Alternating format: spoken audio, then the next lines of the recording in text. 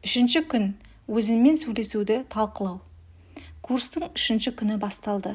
Айнамен, яғни өзіңмен жақынырақ байланыс орнаттым ба? Күн сайын айнамен жұмыс істеу арқылы ол саған біртіндеп жақынырақ бола бастайды. Өзіңді шын жүректен жақсы көрудің ең тиімді жолы ішкі жағымсыз хабарламалардан арылып, олардың орнына позитивті аффирмациялар енгізу. Мен бүгін сіздің ішкі диалогыңызбен жұмыс істегім келеді. Өйткені біз өзімізге күн сайын айтып жүретініміз өзгеріске әсер ететін басты нәрсе. Кішкентай кезден алған сөздер.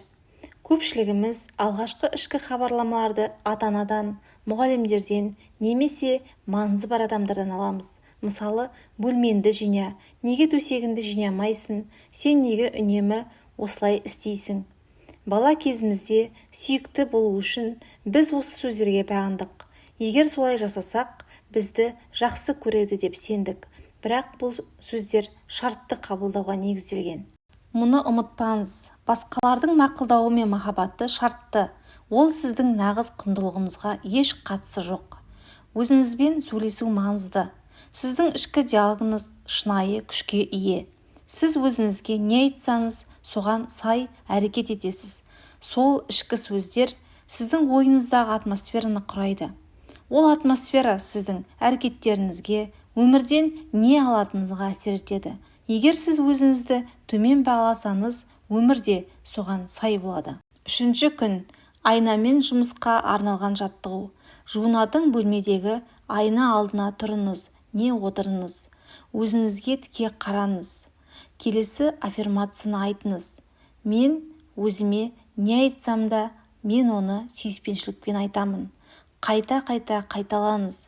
Мен өзіме не айтсам да, мен оны сүйіспеншілікпен айтамын. Бала күніңізде естіген, әлі күнге дейін санаңызда сақталған теріс пікірлер бар ма? Мысалы, сен ақымақсың, сен жеткіліксізсің, тағы басқа. Енді сол теріс сенімдерді төмендегідей 10 аффирмациялармен алмастырыңыз. Мен ақылдымын, мен дарынды және шығармашыл адаммын, мен кереметпін, мен махаббатты тартамын, мен сүйікті болуға лайықпын.